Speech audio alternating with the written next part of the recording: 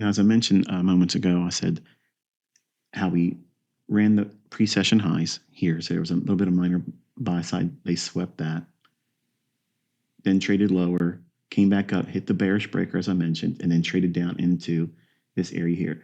All this price action, all this in here, whenever you see something like this, you have to at least consider the imbalance above it.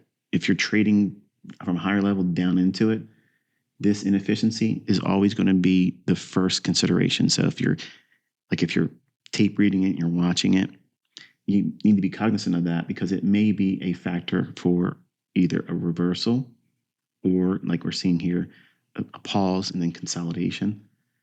So while this is the technical draw by procedure, we're looking for the willingness to see the market trade back to the half gap.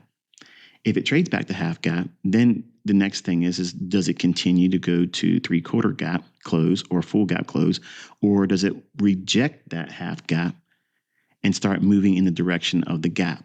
Okay, so that's like gap and go. In this case here, because it's a non-farm payroll event on a day that's not normally delivered, I'm not in a rush to do anything.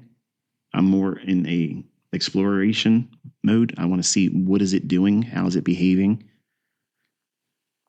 because then that'll give me insight about either taking a lunch hour trade or a 10 o'clock silver bullet trade or a afternoon session, or just simply not do anything at all today, which is always an option. And when prices are inside these little consolidations on the 1 minute chart, I'm not interested in looking at the lower time frame charts because they're not going to give me any information that's useful. I could care less about them. When we start moving and displacing, whether higher or lower on the 1 minute chart, then these charts are going to be useful.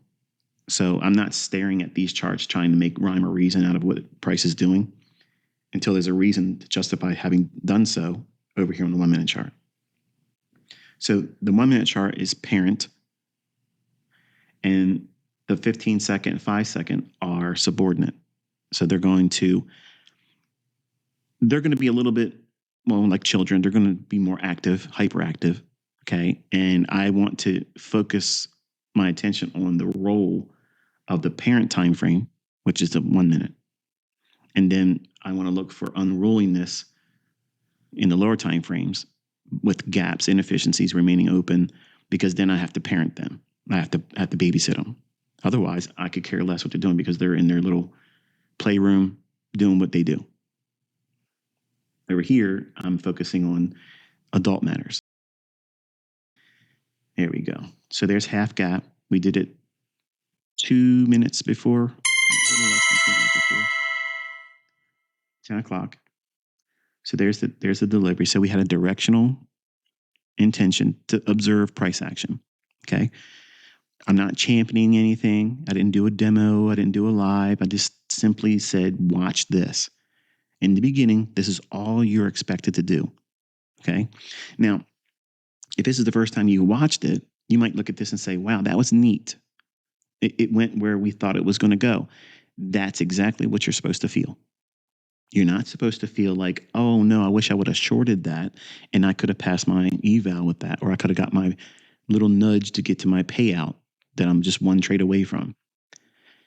What you're doing there is you're associating observation and drill to speculation and profit seeking.